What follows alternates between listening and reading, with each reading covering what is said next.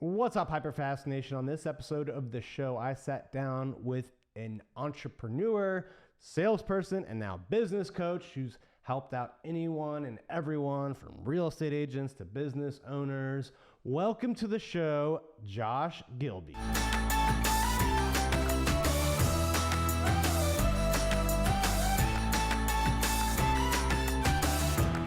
All right, welcome to the show today, Josh. How are you doing? Yeah, I'm great, man. How are you? Good. I'm excited to have you on. I know you've got a ton of value to share with our audience. Anything from how to take your business and life to the next level to personal branding.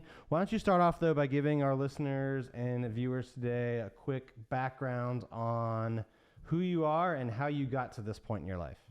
All right, so I actually started as well. I'll take you way back. So I Let's grew do it. up in a So I grew up in a small town in Tennessee, the smallest town in Tennessee, and so grew up there, and then played played basketball, and I often say that's basically where I got my commitment from, and so played basketball. Was pretty good at basketball, but I knew like once I graduated, I wanted to move to a bigger city. So I moved to Nashville, got a job as a bank teller, and that's where I really started to fall in love with sales. Like that's where I learned how to sell. And how I learned how to sell was when I got there. There were three other people there. They were older, and they did not. I asked them, what do you guys not want to do?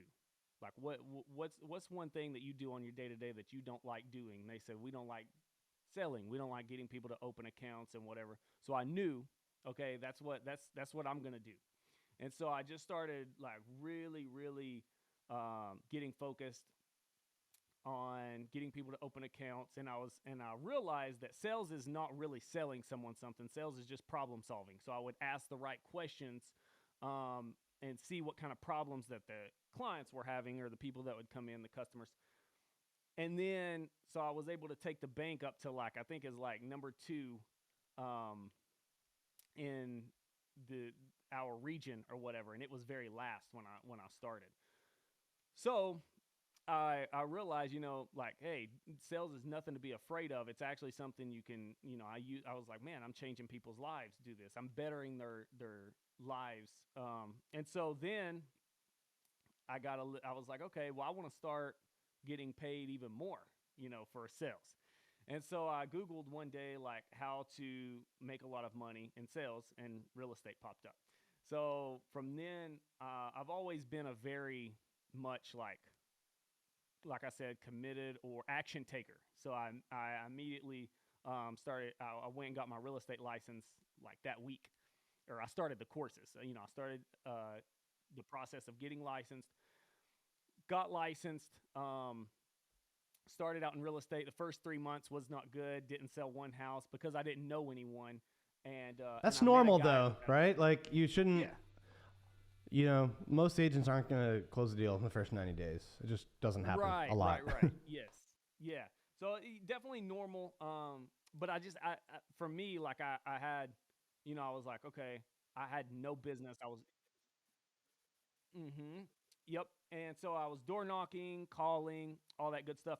But I met a guy at a coffee shop. He was talking about real estate investing, and this is why I talk about boldness a lot. So I coach a lot of my coaching clients, and like my message is be bold, be confident, believe in yourself above all else, because that has led me to a lot of opportunity and money, but most importantly, the opportunity and the impact. Here's why: the bold person will always stand out. So I'll never forget the guy that I met at the coffee shop. At first, he was very standoffish. He's like, hey, I talked to a lot of real estate agents, whatever.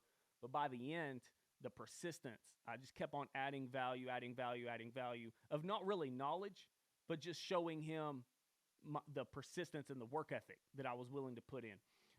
But he even said, like I see something in you. So he started like coaching me up, training, being my mentor, and he's the reason why I flipped my first house. My sales and my I flipped my first house all within about 90 days from there. So not the first 90 days, but 90 days from the time that I met him. And so from then on, I've always preached like, hey, be bold, be persistent, be confident, and get around people that are doing much better than you. And so that's kind of like been my motto. And you know, I think business and the keys to building a successful business, I often say it's the hardest, easiest thing you will ever do. It's a mix, you know, because it's I like easy. that. Yeah. So it's like easy because, you know, if I just can, you know, stay consistent, there's like these 5 to 10 little things that you listen to every top entrepreneur. We're all going to say like the same things. And yet there's so much in between those. It's like the little detailed things that many people just forget about. And so if you can break down the little things while having those 5 to 10 personality traits, you can break down the little things, and then ultimately that's the easiest, hardest thing. The easy thing is the 5 to 10 foundational things to believe in yourself, stay consistent. The hard things are not letting those small little detailed things fall through the cracks. Yeah, that's just kind of an interesting point, because I feel like that's true with a lot of things in life. Like, and I'm wondering what your take is on why it's that way. Like, you know, and agents know what they need to do to go out and sell more. That's the easy part. But then being consistent and doing them, right? That's the hard part. And you could apply that same concept to health, relationships, right? It's not rocket science, but then where do you think people struggle? Like, why is it so hard? Why is it hard when it's easy to know what they need to do? Yeah. So I talk about this a lot. They don't, like, I would say many people don't deem it necessary. So we are trained to live in a gray area. We are trained to live a middle class life. Like, that's just what society trains you to do. Is you don't want too much. Don't be too much. Don't be too excessive. Don't be too aggressive. That kind of scares, you don't want to scare anyone. You don't want to be too much. And so many people translate that to their prospecting. They translate that to their business and their personal lives. Like, we don't want to be too much. Even, like, this is getting a little extreme, but it's actually necessary to bring this up. But many traits that are traits of the successful people, if you were going to have those same traits in school, they would say you were ADD and you need to go get on medicine. And so like, we are kind of like society will shrink you down and make you think, hey, it's okay, you're doing enough. You're doing enough to get by. You don't want to do too much, do you? And that stuff starts getting contagious. And it actually becomes part of your day-to-day of, hey, you know what I'm doing right now works. I have a lot of conversations like weekly with people, and a lot of them say, within 10 minutes of talking to them, they're like, hey, it's okay. What I'm doing right now is working. It's okay. But never I don't know, is there more? Could I be doing more? It's what I'm doing right now works. It's working. And then there's a 3 to 5% of those people that say, I always want more. And that's the 3 to 5 are who you want to run with. I want to prospect more. I want more business. I want my life to be better. No, it's never good enough. I always say the recipe for cooking up an amazing life and business, the recipe is more. That's it. You need that ingredient of that desire to want more.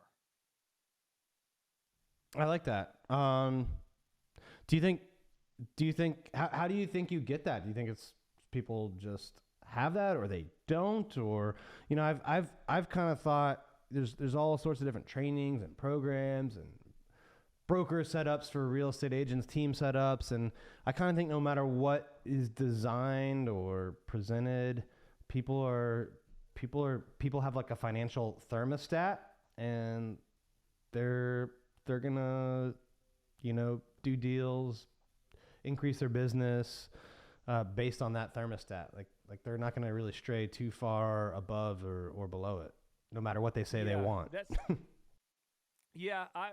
that's interesting. I mean, and you're right. It is true. Um, I can't take credit for this. I wish, but I was listening to a podcast where David Goggins said something that really like marked me for ever. I think, but he said like we have or cars have governors, and the car can go 200 miles per hour, but the governor on it says we're only going to let it go, or we're only going to let the car go 150. And he said humans, like, we have governors on us as well. So right when things start getting hard, your governor sets in and you start to shut down, you start to shut off. And that's the best way that I've ever heard that like described was people run from it's really a secret. Once you get down to the root of it, it's an insecurity of we don't want to fail. Okay? So when things start getting hard, we don't want to show out, we want to shut down. And so but really when things start getting hard, that's when the time is to show out. As I often say. I mean, look at like Tom Brady, LeBron James, whatever. When most people get nervous in the fourth quarter, they're whatever. It's always the ones. It's a select few that say, no, this is we actually want this. The harder the better. And I think I wish I could answer the question on do some have it and some don't, because I've actually went like back and forth with that. Like I always say like no, you can always have it, but then like I'm like I don't know. Like I think upbringing, your background, your upbringing, the way you were raised, definitely has a lot to do with it.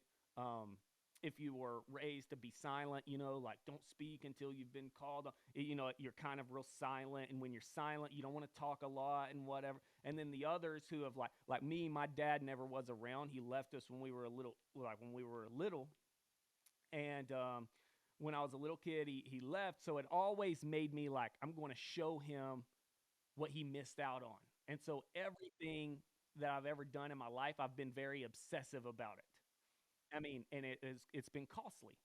But you know, I think the minute that you are just okay is the minute that you live to exist. And I think even a lot of entrepreneurs, like, they live to exist. Like, give them their check and they see it as a job. The Going back, I'm kind of answering my own question or getting off topic here, but when you have to stop looking at it as a job, and I think real estate agents, some aren't, but many are bad about this. They look at it as a job. Well, I just sell real estate so I can get that commission check, so I can pay my bills. The difference is you got to look at it, and I think anything I've ever done, I've looked at it as an art. So when it's an art, it doesn't feel like work, and I can do it over and over and over and over and over again. And I always say obsession leads to consistency, and consistency leads to confidence. And once you're confident, you can do anything you set your mind to. Well, I think that whether it's a real estate agent or just an entrepreneur or really anyone, you need to find a deeper reason, a deeper why. Sometimes it's because your back's against the wall because of something that happened to your life, or like in your case, you want to show your father what they missed out on. Sometimes it's you've had great examples of in your life, whether they be parents or mentors of what's possible at higher levels, and so it's like you want to achieve that. But I think at the core of it, you need to find a reason to become obsessed. And then if you can do that, the success will happen because you'll have the staying power, right? You'll like the easy part. Yes, it's knowing what to do. The hard part is just being consistent. And I think that's how you get to the root of the hard part, is finding that bigger purpose or what that what that work will achieve for you in the end. Because Yeah. it's not just about money. It's about what it will allow you to do, Yes, actually, or I feel. would even go on to say like when I was working money, when I was working for money, it was the most unenjoyable time. You know what I mean? Because because the more that the more that I started helping people find purpose. And that's the other thing. When finding that fire is, a lot of people say, well, I don't have the background. I hear this, well, we just got different backgrounds. That's why you are you and I'm me. But that's okay. There's still something in your life that you can use that will help you find purpose in your life. And if not, at bare minimum, you should want others. You should want to help others change their life. You should want to better society, better other people's lives at bare minimum. And so, when finding something, that you know, many people like to set goals. Few actually know their purpose, and we're just not like really raised to know it's different. Many times I'll say, "What's your purpose in life?" And they say, "Oh, to be a millionaire." I'm like, "No, no, no, not money. I'm not talking about like purpose is when you die and people are at your funeral. What are they gonna? The three or four people talking in a circle everywhere. What are they talking about? Yeah. Are they, you know what I mean? What legacy did you leave? What did you build? What are people gonna be? Now people are like, okay, he passed away. What are they missing out on? The value that you added. That's what purpose is. Yeah, and I think the millionaire status or income or whatever, that could be the byproduct of Yeah, achieving that that's it. purpose, or it could be how you achieve your purpose, right? Like maybe you're gonna do great things with your church or charities or Yeah, whatever. yeah. You're certainly in a better position to do that if you have money. So I think the money is either the byproduct of you serving out your purpose, or it is a tool that helps you serve your purpose.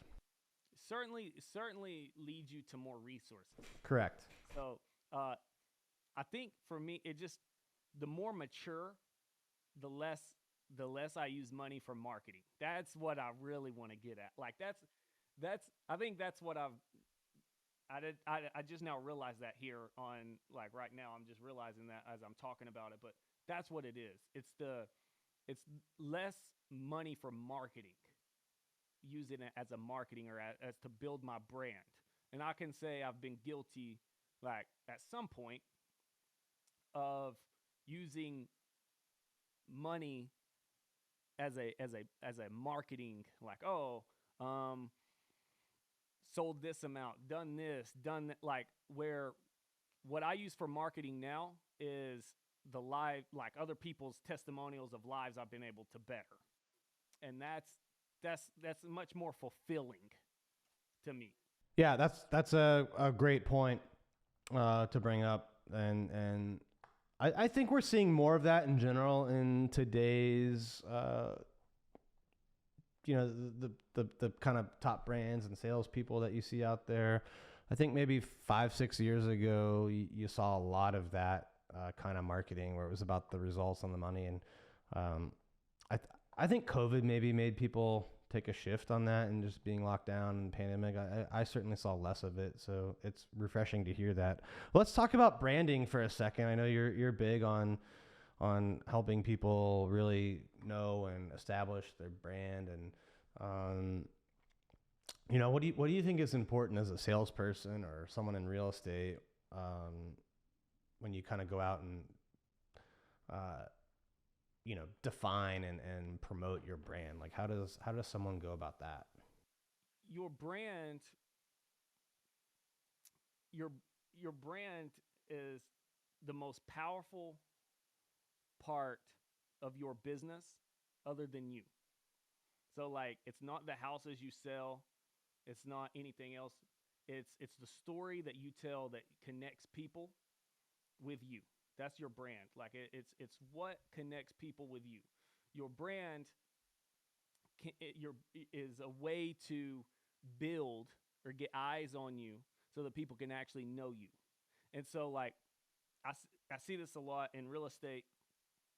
People promote, like, oh, just sold this house, just sold, 123 Main Street. Well, that's great, and that's good. Talk about your wins and stuff like that, but no one really cares about that because they're not gonna do business with 123 Main Street. They're doing business with you. And so I often say, when building your brand, this is one of the most key. I usually just tell this to my coaching clients when I'm talking about branding, but I'll, I'll say it now. Is the key to building a brand is, most people look and they say, they'll find another real estate agent or someone else and they say, oh, I love their brand, I want to be like that. Well, with me, when I was building my brand, when I was building my personal brand, I thought, what could I possibly do to challenge people? That's how I'm going to get more eyes on me. If I can challenge, and let's just say if you're a real estate agent, how can I challenge buyers? How can I, because right now, let's just say people are talking about recession. How can I add more value than just talking about the obvious?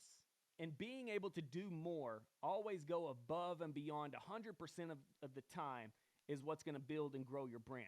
Because right now, there's more people than ever that are becoming entrepreneurs, real estate agents. They're building their brands. There's more competition, and that's good news. That's good news because it's going to help you not become lazy, or it's going to help you not become average. And so I love it. And I love, like I often say, COVID made a lot of people become entrepreneurs. That's great. And so I think with your brand, the number one thing you got to focus on is, I'm the niche. There's not another Dan. There's not another Josh. There's not another. You are you. No one can be you. I could get blue TV screens. I could get the whole setup, and guess what? I still would not be you. And so your brand is just a way to get that out to the public, your audience. And so the number one thing, if you ask me, what's the number one thing with your personal brand, what would you give people? I would say, be different. Be different. Do not do what everyone else is doing.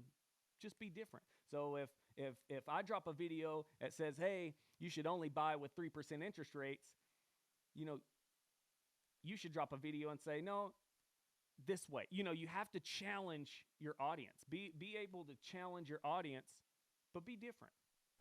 Yeah, I agree. With the market shifting and for real estate and just recession in general, how are you specifically coaching your clients now? Like, what are you telling them as we go through these, I guess uncertain times is the easiest way. No one really knows what's going to happen, but right. I actually just done this, like, with each of our coaching clients. I made a fourth quarter playbook. One of the big things is, well, first of all, every real estate agent that's watching, it always has, like, I'm try to wrap my head around. I think it's peak season, the reason people say this, but typically all real estate agents, their best quarters are second and third.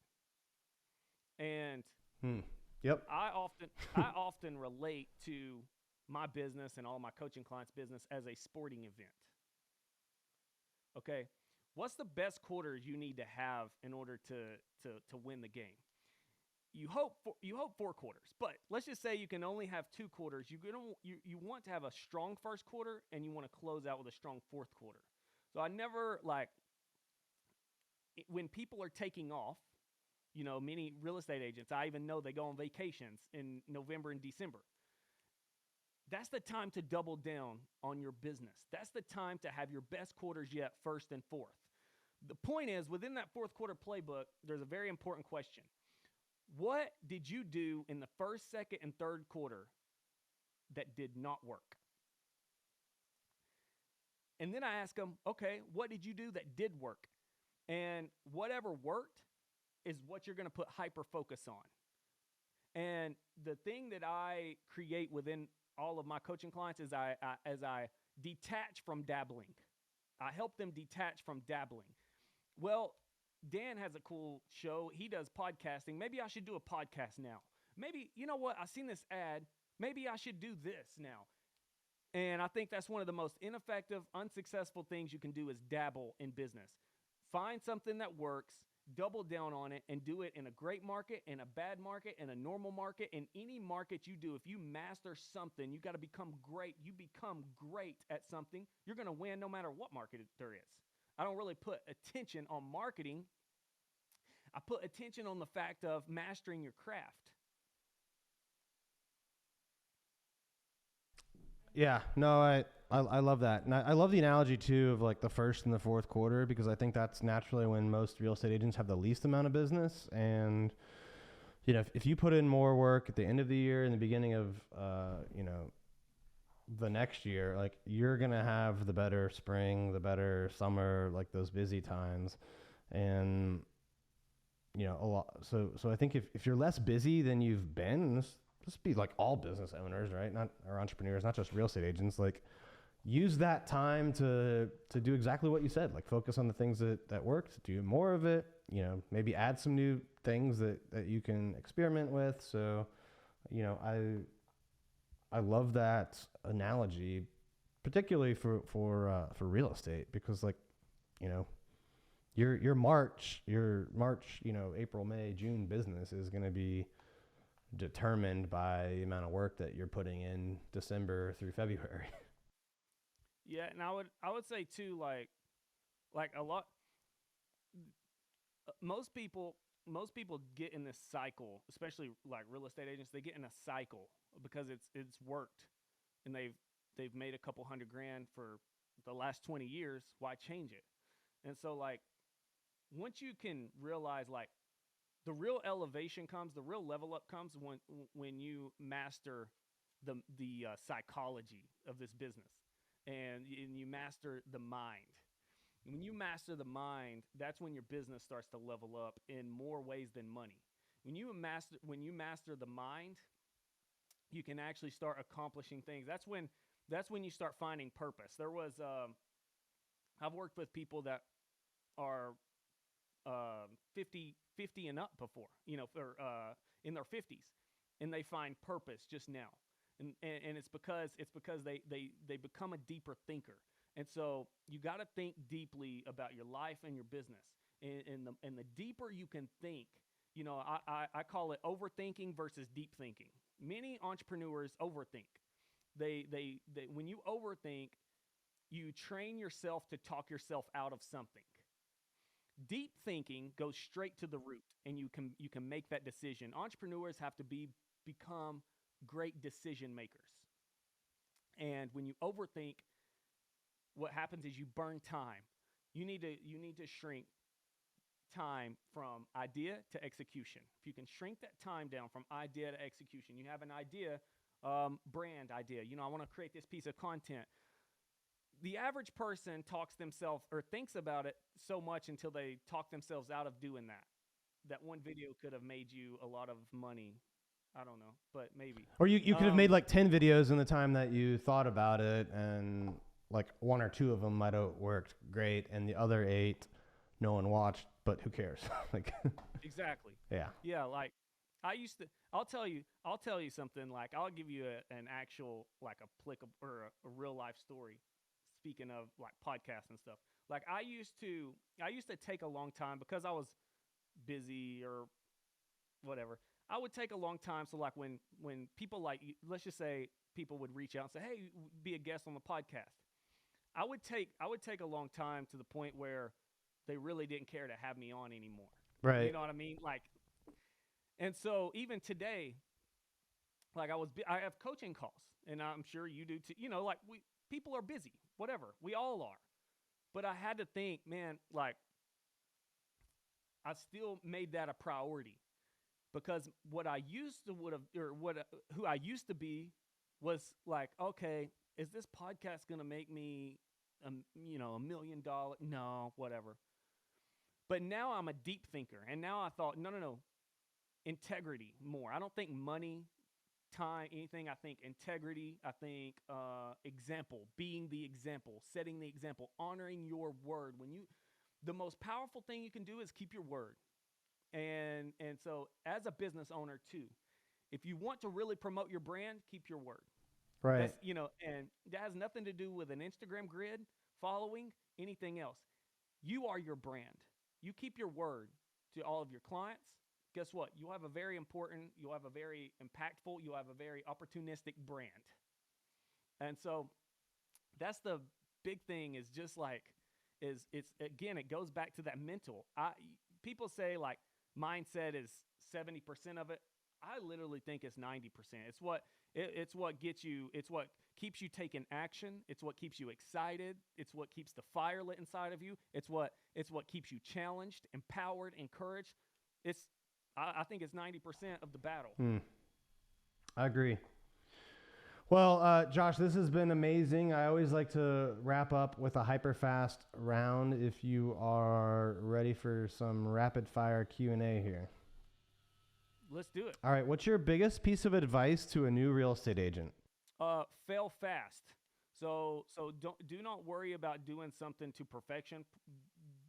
Do it to make progress every single day. So go and experiment. Okay. You got, like you said, you got 90 days. You're probably not going to close a lot of deals in 90 days period. Go experiment, go try, go fail, and be okay with be okay with failing. But, and then also make sure what you're doing it for the long term. You're not just going to do stuff for quick business. What's a mistake that you see successful entrepreneurs making? Dabbling. Oh, successful entrepreneurs, people that are already successful. Oh, correct. I would say successful entrepreneurs, too much pride and ego to keep the learning curve going. Good one. What's the biggest challenge you've had in business, and how did you overcome it? Challenged all the time. Consistency, staying consistent, staying focused, and staying disciplined, and believing that what I'm doing matters, and what I'm doing is going to matter regardless. Like, okay, podcast, you have 100 views for 20 shows. Okay, so I'm challenged consistently, like, okay, is this really working? But now I've tricked my mind. And I would say the biggest challenge would be, we get faced with it every day. The biggest challenge is having a realistic mind. People are taught, even in school, they teach, be realistic, be realistic. As entrepreneurs, you have to be unrealistic. You have to think that you can do anything and everything that you put your mind to, because you can. And so that's a daily challenge. What's one thing that you are doing in your business now, or coaching people to do now, that you weren't doing or coaching them to do a year ago? I think I was somewhat coaching this, but I just really ramped it up, is playing offense.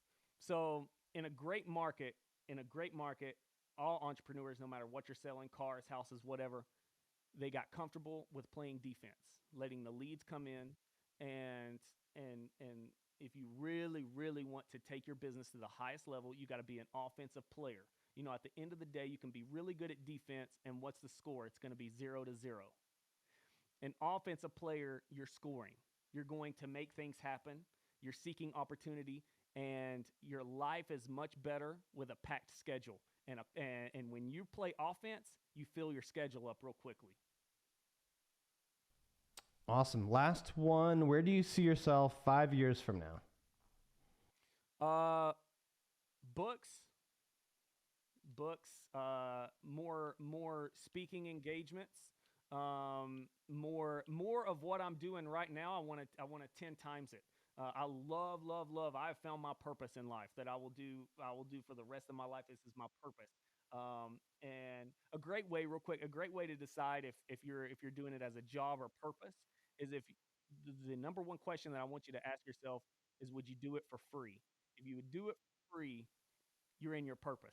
So just what I'm doing 10 years from now is the same thing I'm doing today, just at a much, much higher level, more people. All right. Well, thank you so much for being on the show today, Josh. If people want to learn more about your coaching or just connect with you, what should they do? Definitely DM me on Instagram. I am very active on Instagram. It's at the Josh Kilby, TheJoshKilby. I'd love to connect with all of you guys, and just send me a message regardless. I love building my network and connecting with as many people as possible. I call it my little community. Awesome. Well, thank you so much for being on the show today, Josh. To all of our listeners and viewers, thank you for tuning in. Please leave us a comment or rate us. Give us some feedback. We always love that. And share this with other people that can benefit from learning from Josh as well. Thank you, and we'll see you next time.